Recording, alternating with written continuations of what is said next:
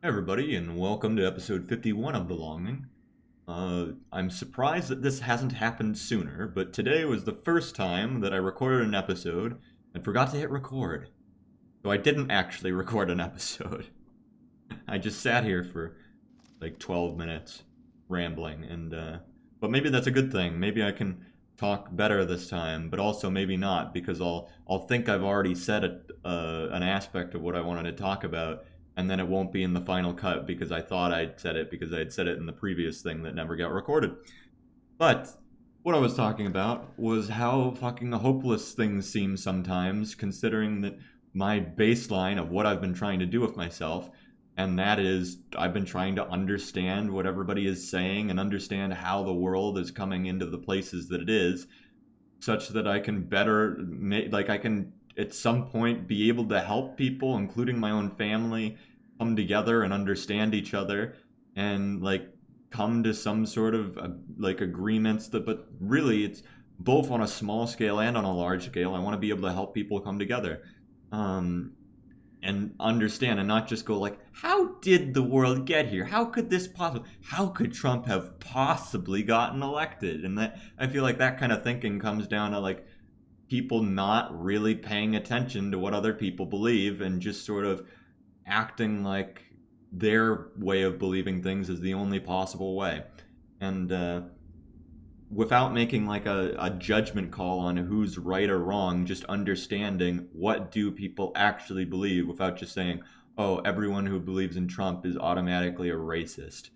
Or like all leftists, everyone in the left like is stupid and they don't understand that like the Soviet Union collapsed because of communism or something. I don't fucking know what the right believes or who individual people believe about the left.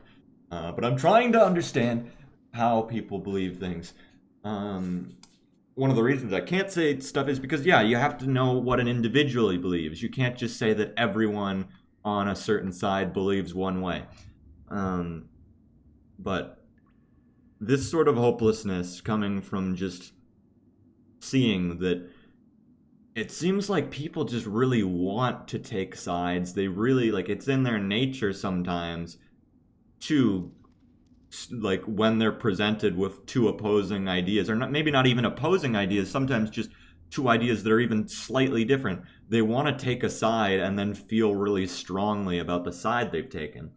And it reminded me of the first episode of Sean Carroll's podcast, in which he talks about, with a guest, I forget who the guest was, talks about cognitive dissonance. And one of the things that they talked about was a study or a test or some sort of experiment that went on. Hopefully, this was a real experiment. The whole podcast seemed fairly legit, so I doubt that they just made anything up. But I didn't go into depth researching whether this stuff actually happens. I'm just taking their word for it. That there was an experiment done where, in this experiment, they had a whole bunch of volunteers, and there was a test. And this test that they were taking, the actual content of the test was unimportant. What was important was the fact that they gave everyone a way of cheating on this test so that they had the option to cheat on the test. So it would be obvious that they had this option, and they would have, the people taking the test would have to make the decision: am I going to cheat or am I not going to cheat? And then they had a control group of people who did not take the test and were never presented with an option of cheating. And what they did for both of these groups is they asked these groups to rate how they felt about cheating, like on a scale or something. Um, and what they found was the people who did not have the opportunity to make the decision, they felt very neutral about cheating. Like, oh yeah, it's bad. You generally shouldn't cheat. Sometimes there's reasons people cheat, and like, it's not the end of the world. That kind of neutral. And the people who had to make a decision about whether or not they were going to cheat, those people they felt extremely strongly about cheating, and they felt the direction of how they felt about cheating was based on whether or not they themselves had decided to cheat. So the people who decided not to cheat, they would be like, "Oh, cheating is evil. I would never do that. I think like that's really terrible that people cheat." And then like the people who did cheat were like, "Oh, you got to cheat to get ahead in the world. That's just the way the world works." And I mean, more people should be open-minded about cheating every once in a while, that kind of thing. Um, so everybody had gone from being feeling neutral, and then the act of making the decision, according to this experiment, the act of making the decision for themselves is what polarized the people into then like having a more extreme view. And it's really interesting to me, and I think you get that a lot in the real world with everything. And sometimes it might not be that people actually take an action for themselves, but the fact that if you even start to it's not so much taking an action, it's making a choice that starts to polarize you and take you further and further in a direction. It's making a choice.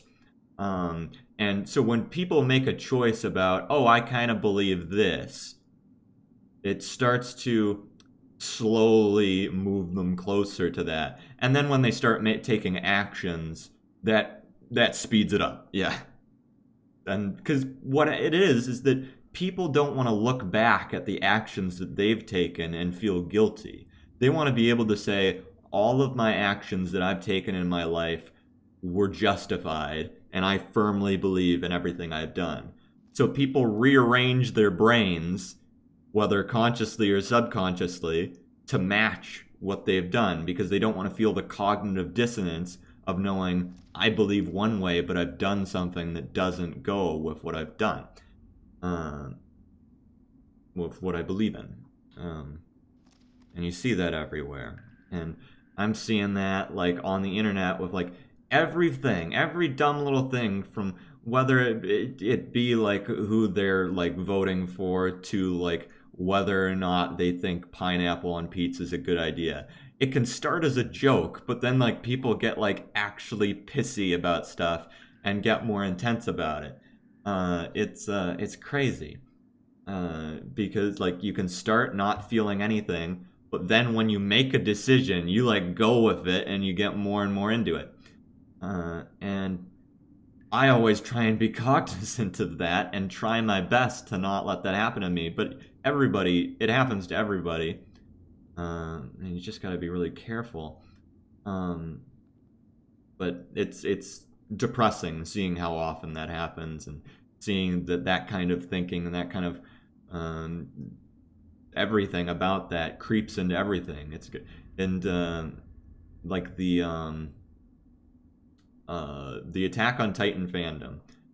In the Attack on Titan fandom, in the story, they've presented a situation in which there are two opposing sides, and honestly, there's a hell of a lot of good reasons to side with either one of these sides. But the second people make a decision about, like, oh, I kind of think this is the right way, they start moving towards that until they're calling the other side names. Anyone who believes the other way, they're getting pissed off at each other, and it's just a huge fucking clusterfuck now of everyone getting pissy at everyone else and mad and like calling everyone else like brainwashed, and it's just politics all over again. And at first, when this was sort of starting, I was like, wow, the author of Attack on Titan, Nishiyama, has actually like done a really interesting job at recreating a system of polarization.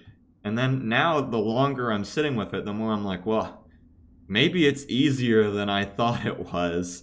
And this is also getting really annoying that this is taking so, like, this is a long series that comes out once a month.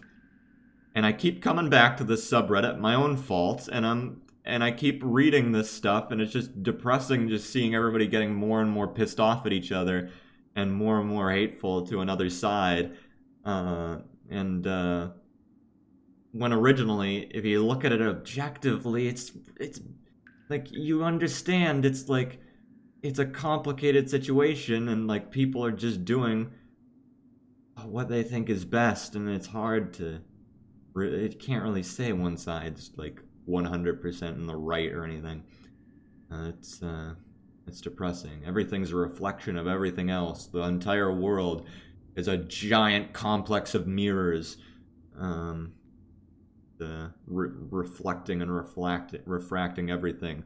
There was something from a song that wasn't really a song. It was just a collection of like one giant poem that was supposed to be like super creepy and super deep. And for the most part, I thought that the album that this was this giant poem was kind of like, whatever. It's not really. It didn't make me feel creepy. It didn't make me feel deep, except for one specific line where it said like all of humanity is just one entity looking at itself in a giant like complex of mirrors that refract and reflect itself back in weird ways such that it appears that we're actually many separate pieces, but we're just fractured by a mirror.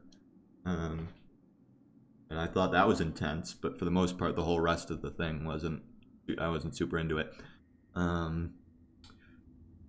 But yeah, I see like my family, they get into arguments, and sometimes like they'll be like, I never want to see you again because you sent me a leftist propaganda or something. But then they keep sending us all their Republican shit. And then sometimes like my family, they just get into like arguments and they get pissed off at each other, and it's kind of sad looking at that. And it's just like I wish they knew how to communicate and understand each other's ideas without pissing each other off. It's just sort of annoying and sad to see. That feels like every time I go home to my parents, there's a new thing that. And I think that's probably unfair. The reason I feel that way is because it just happened recently. But in reality, I don't think that actually happens. But your mind twists things to think that whatever just happened to you is your norm, when that's not really the case. It's the brain's a complex thing. Psychology is crazy, and just know that whatever you learned about psychology is something that you're probably doing yourself without realizing it. And try and be cognizant of that as best as you can.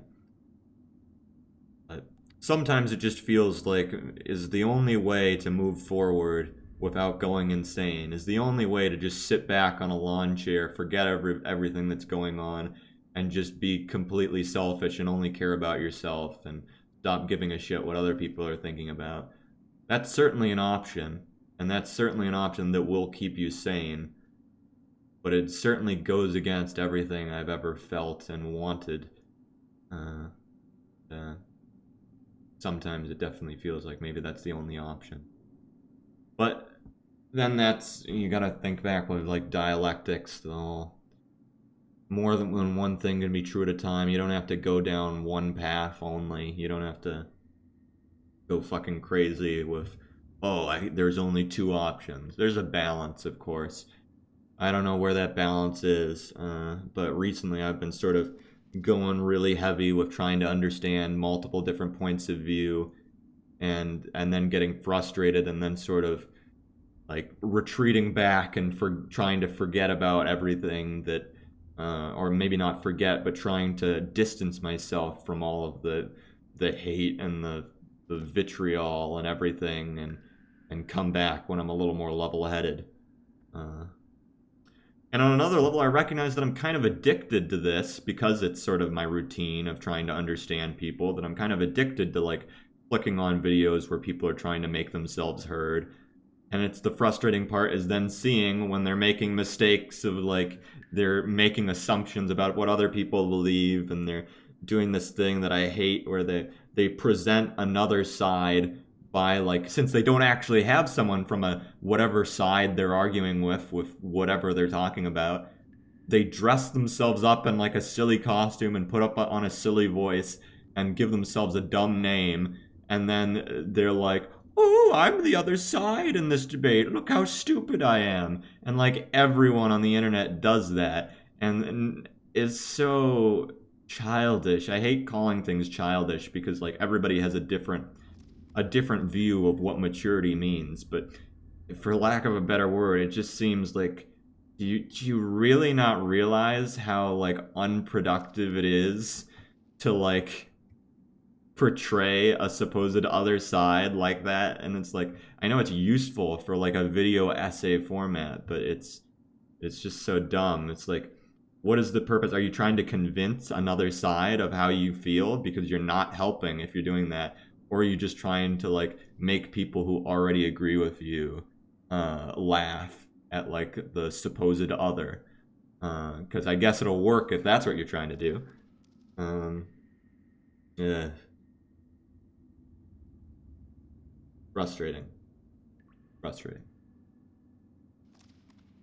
I don't know what to do. I don't know how to go forward. I'm trying my best, and I'm trying to be open to like everything, and it's hard. It's very hard. But apparently, I even talked longer than the last time. So I guess I'm hitting the point where I don't think continuing is gonna. I will just be restating things I've already said again and again and again. So I think we'll end it here. I'll see you guys next time. Peace.